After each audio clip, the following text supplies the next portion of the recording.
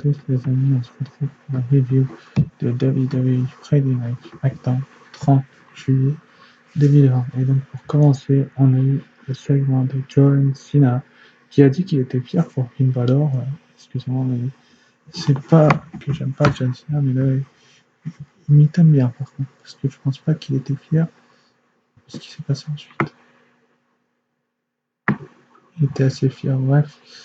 On sait très bien qu'il nous a rusé tous et qu'il a rusé aussi tout petit là, qu'il a été interrompu du coup par Baron Corbin qui s'est plaint de son look quoi, de sa tenue à lui,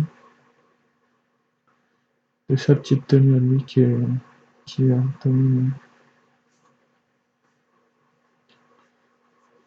qui nous permet de justement de comment je pourrais vous expliquer ça, d'être mis en pas en difficulté mais en avance. Mais ça, en tout cas, ça a été super et ça a gêné personne que, que la WWE soit au top. Donc, en tout cas, ce segment-là était pas mal pour ouvrir SmackDown, même si je l'ai trouvé assez mou par moment. On va dire par moment parce qu'il n'a pas été toujours mou, tout le temps mou, ce segment, mais à certains moments, il a été assez mou et il a permis au spectacle de la WWE de se mettre sur les devants de la scène. Donc, sur le devant de la scène, c'est super quoi. De, comment je peux vous expliquer ça? De faire un segment comme ça entre les deux. Mais je pense qu'ils auraient pu faire encore un petit peu mieux avec Baron Corbin et pas l'utiliser comme un plan qu'on va faire, on va voir. Vous voyez ce que je veux dire? Ce que j'ai à dire sur ce segment d'ouverture qui était pas vrai. Donc je me mets en autre. Ensuite, après, du coup, on a eu Rey Mysterio face à Jey Uso dans un match simple pour, qui n'était pas pour le titre, donc les champions par équipe de SmackDown, donc une partie des champions de SmackDown. Jey Uso a perdu, c'est ce que je veux dire. C'était un bon petit match pour lancer le show. En tout cas, je l'ai trouvé pas mal du tout ce segment-là. Mais après, il aurait peut-être pu mieux faire, c'est ce que je veux dire. Mieux faire dans le sens, par exemple, pourquoi pas se lancer sur le devant de la scène et être au top du niveau. Mais c'est comme ça, c'est pas autrement. Et je pense que la WWE a bien fait de, de justement de faire en sorte que Dominique aiderait à gagner de cette manière-là, vu que les gens s'amusent à le faire. La semaine dernière, il y en a un qui s'était amusé à tricher, donc pourquoi pas les Mysterio, même si c'est des faces, donc je trouve pas ça totalement logique, vu que c'est des faces tous les deux, les Mysterio, mais bon, dans ce cas-là, comment je peux vous expliquer ça? Dans ces cas-là, il faut faire un choix, et je pense que c'était pas mal du tout que, que d'être sur le devant de la scène. Et ça a permis aussi à lui de construire cette rivalité un petit peu plus pour le SummerSlam, qui s'approche, ça apprend pas.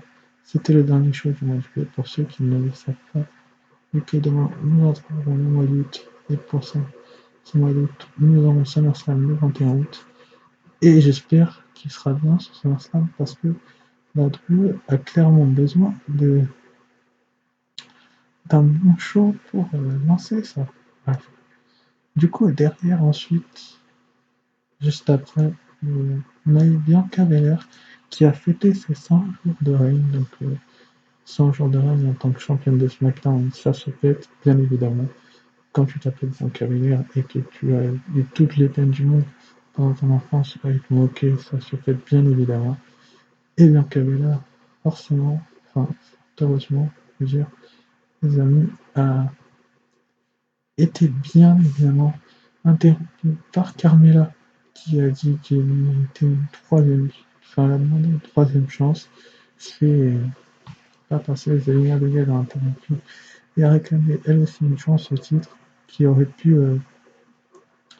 bien sûr, paraître totalement stupide dans le 5 de la WWE. Mais c'est comme ça.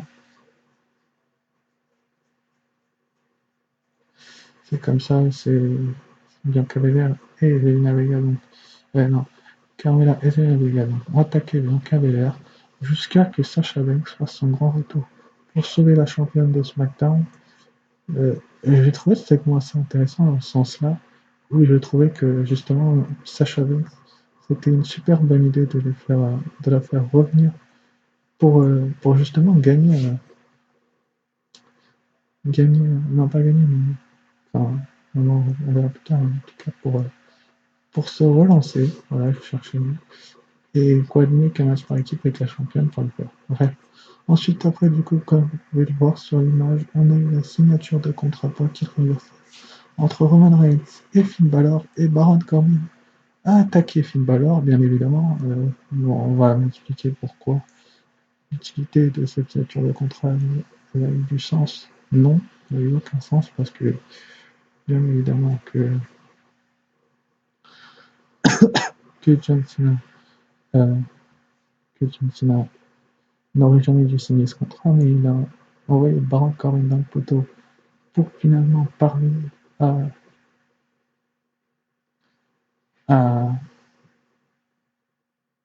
à dominer la WWE, à dominer quoi.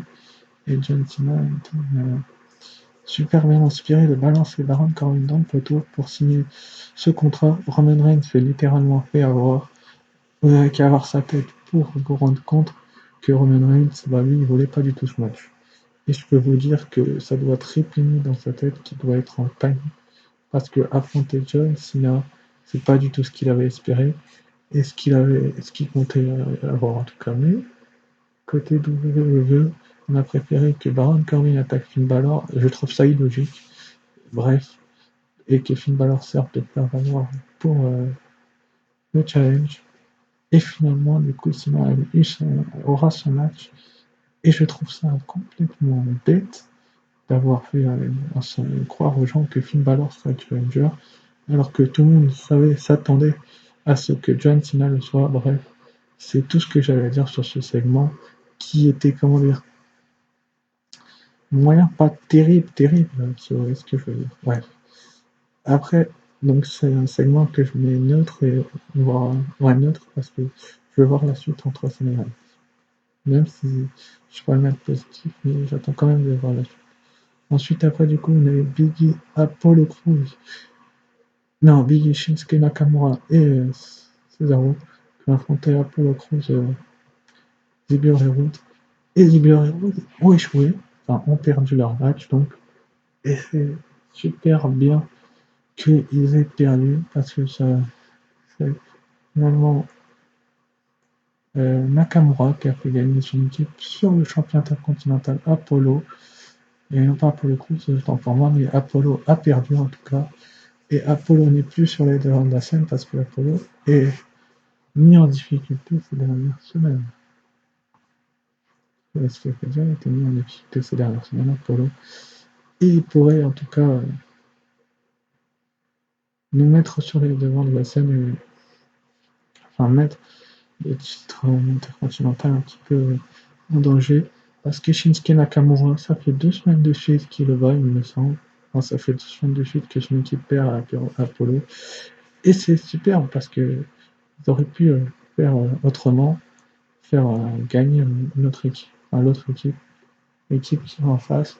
Mais ils l'ont pas fait. Et ça, je trouve ça génial ici. L'idée était super et ça permet à la WWE justement de. Comment je peux expliquer ça? de mettre en avant justement ce genre de segment. Ouais. Ensuite, après, du coup, on a eu Edge qui devait nous faire une petite promo, mais ça ne s'est pas passé comme il espérait, monsieur Edge, parce qu'il s'est littéralement fait avoir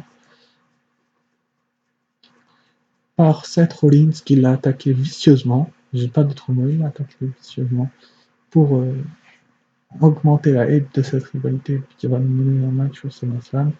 Pour ceux qui ne le savent pas, j'ai beaucoup aimé ce segment parce que j'ai trouvé que Rollins qui s'en prend à Edge, bah ça montre surtout tout le potentiel que a Edge et que a Seth Rollins.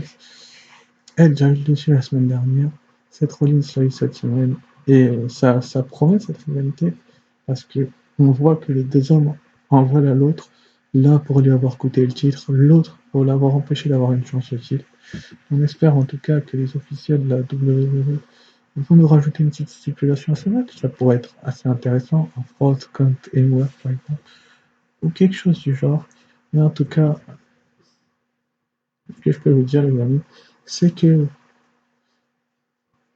la WWE est capable de tout, du pire comme du meilleur, et comment je peux vous expliquer ça?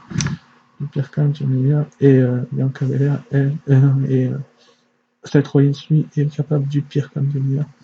Son discours était vraiment cool parce que j'ai vraiment apprécié. Ça, c'est un point positif du show que je peux que noter parce que Seth Rollins, dans son personnage, il est super intéressant. Il faut le dire quand les catcheurs sont intéressants. Seth Rollins, il est vraiment. Et il a dominé justement cette faculté-là à aller chercher le titre. Enfin, non, pas le titre, mais aller avoir son match. Et c'est superbement, vraiment, vraiment intéressant. Et je veux voir la suite surtout, parce que j'espère qu'ils vont faire quelque chose d'intéressant avec cette pub, quoi. Tu vois ce que je veux dire. Chose encore plus intéressant que hier soir, parce que hier soir, il y a eu cette attaque vicieuse, ce bon discours de Rollins, la promo d'Edge la semaine dernière était assez cool, j'ai trouvé aussi. Et le lancement de cette rivalité aussi. Mais voilà, quoi. Bref. Ensuite, après, en main event, donc, on a eu Sasha Banks et Bianca Belair qui ont réussi à battre Carmella et Zelina Vega. D'où ne prenez pas pour des cons, par contre, parce que je vais y revenir forcément juste après, juste derrière. Donc, Sasha Banks et Bianca a pu abandonner Zelina Vega et donc va chercher une grande victoire pour son retour. C'est donc un retour gagnant de Sasha Banks avec la championne de SmackDown, bien évidemment.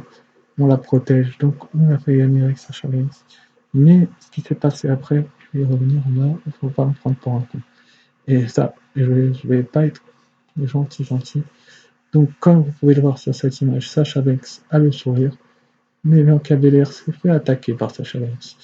Et ça, je peux pas accepter ça. Le principal que je peux pas accepter ça, c'est que tu l'as fait revenir l'aider, donc pour qu'elle fasse équipe, donc elle gagne, ok, pourquoi pas, mais derrière, tu l'as fait l'attaquer. Mais pourquoi? Tu vas m'expliquer pourquoi est-ce que tu l'as fait l'attaquer? Parce que je veux savoir pourquoi on fait en sorte qu'elle soit attaquée. Sacha Banks, Bianca Belair, pardon. Je sais que c'est pour relancer la feuille pour le SummerSlam. Ça, je suis entièrement d'accord pour ça. Le deuxième affrontement entre les deux va être explosif et promet vraiment d'être énorme parce que déjà rien que le premier a valu le détour, donc le deuxième va être encore mieux. Je pense mieux construit, la faute c'est encore mieux construit avec cette trahison de Sacha Banks. Mais après, pourquoi t'as fait revenir Sacha Banks le soir même pour aider Bianca Belair pour que ensuite en fait elle la trahisse? Faut m'expliquer. Je sais pas, il va falloir m'expliquer pourquoi tu fais ça le soir même, t'aurais pu attendre une semaine ou deux, mais c'est comme ça, c'est la WWE. Mais après, ça rajoute du piment à cette rivalité, donc je peux pas vraiment pousser le gros coup de gueule, parce que c'est vrai que le règne de Bianca Belair commence à s'étouffer un petit peu, que Carmella a eu sa chance 2 fois, que Zelina Vega va perdre très certainement, même si elle a sa chance. Donc le fait que Sasha Banks revienne pour le titre, c'est vraiment bien, je trouve ça bien, et j'espère vraiment que ce match va être bon. Mais en tout cas, ce que je peux vous dire, c'est que ce show m'a beaucoup plu, et que je vous dis à très vite pour Raw. Sinon, ciao, bye.